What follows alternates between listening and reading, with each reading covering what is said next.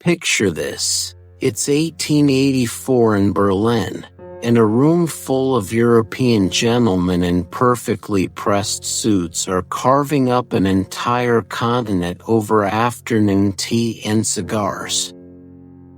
They've never felt African sand between their toes, never heard the morning call to prayer echoing across Saharan dunes, never witnessed the ancient trade routes that connected kingdoms from Timbuktu to Zanzibar. Yet here they sit, drawing lines on maps with the casual confidence of gods, deciding the fate of 400 million people they'll never meet. Welcome to perhaps history's most audacious real estate deal, the Scramble for Africa. Tonight, we'll journey through the story of how a continent that had thrived for millennia under its own complex systems of governance, trade, and culture became a patchwork of European colonies in just 2 decades. It's a tale that begins with explorers' tales and ends with artificial borders that still shape our world today. The Africa that existed before European colonization wasn't the dark continent of Victorian imagination. It was a tapestry of sophisticated civilizations.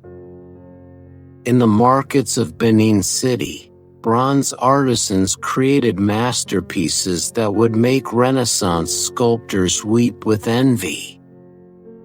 The University of Sankore in Timbuktu housed more manuscripts than many European libraries, while the Kingdom of Kush had been smelting iron when Rome was still a collection of mud huts.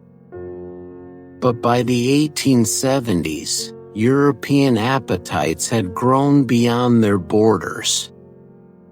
The Industrial Revolution demanded raw materials, rubber for tires, palm oil for soap, ivory for piano keys, and most crucially, vast territories to dump surplus manufactured goods.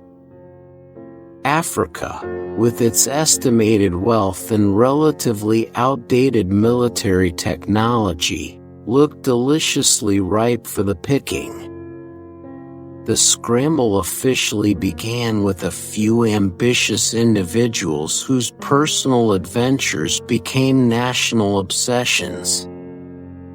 Take Henry Morton Stanley, a Welsh-American journalist whose search for the missing Dr. Livingstone turned into a publicity goldmine. Stanley's dramatic tales of African exploration, complete with heroic encounters and exotic dangers, captivated European audiences who devoured these stories like a modern Netflix series. Suddenly, every European power wanted their piece of the African narrative. King Leopold II of Belgium proved particularly enterprising. While other nations debated morality and logistics, Leopold simply declared himself personal owner of a territory 76 times the size of Belgium, the Congo Free State. He marketed it as a humanitarian mission to end slavery and bring civilization to Africa. The reality was a brutal extraction economy that turned rubber collection into a nightmare of forced labor and amputation punishments. But Leopold's marketing genius lay in framing colonization as moral obligation rather than economic opportunism. The Berlin Conference of 1884 to 1885 was colonialism's most civilized moment, which, frankly, isn't saying much. Otto von Bismarck, the Iron Chancellor himself, hosted this diplomatic dinner party where European powers essentially played risk with Africa. The rules were surprisingly simple. Any European nation could claim African territory by establishing effective occupation and notifying the other powers. No African representatives were invited to discuss the fate of their own continent. The irony was delicious. European nations demanding effective occupation while most had barely glimpsed the territories they were dividing. Imagine being a Maasai herder in East Africa, following traditional migration routes your ancestors had used for centuries, only to discover that some invisible line now separated your grazing lands between German East Africa and British Kenya. Or picture yourself as a trader in the Senegambia region, where French and British colonial officers suddenly demanded papers to cross borders that had never existed in your grandfather's time.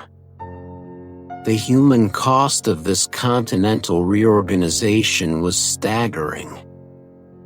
The Herero and Nama genocides in German Southwest Africa saw entire populations nearly exterminated.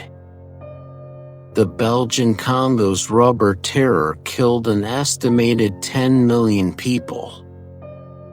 French colonial taxation forced millions into labor schemes that devastated traditional agriculture.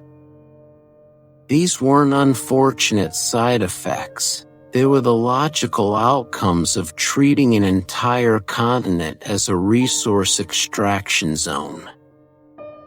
Perhaps most tragically, the colonial powers drew borders with stunning disregard for existing ethnic, linguistic, or political boundaries.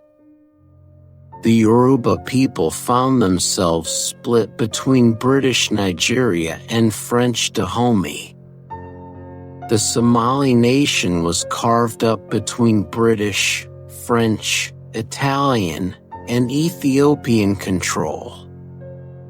Kingdoms that had existed for centuries were bisected by arbitrary lines drawn in European offices by men who couldn't pronounce the names of the cities they were dividing. By 1914, only Ethiopia and Liberia remained independent, and even Ethiopia would face Italian occupation in the 1930s. The fastest colonization in human history was complete. A continent that had been home to diverse, complex societies was now color-coded according to European national flags. The British Empire alone claimed territories from Cairo to Cape Town, fulfilling Cecil Rhodes' megalomaniacal dream of unbroken British territory across Africa. The legacy of the Scramble for Africa didn't end with independence movements in the 1960s. Those hastily drawn colonial borders became the boundaries of modern African nations, creating countries that often had little internal coherence but were expected to function as unified states.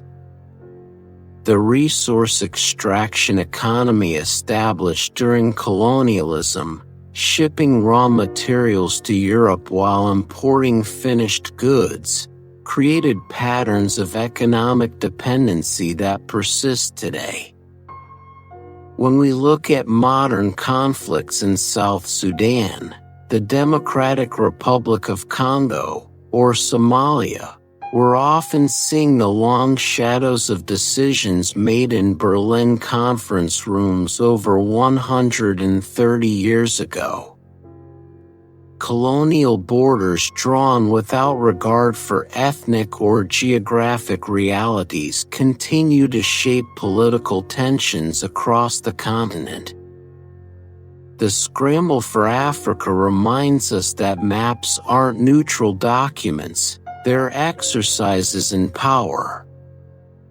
Every line represents someone's vision of how the world should be organized, often imposed on people who had no voice in that decision.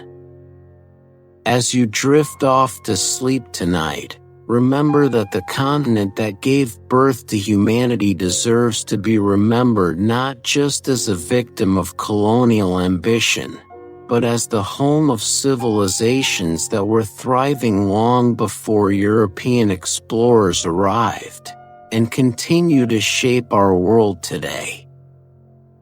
Sweet dreams, and remember, history is written by the survivors, not just the victors.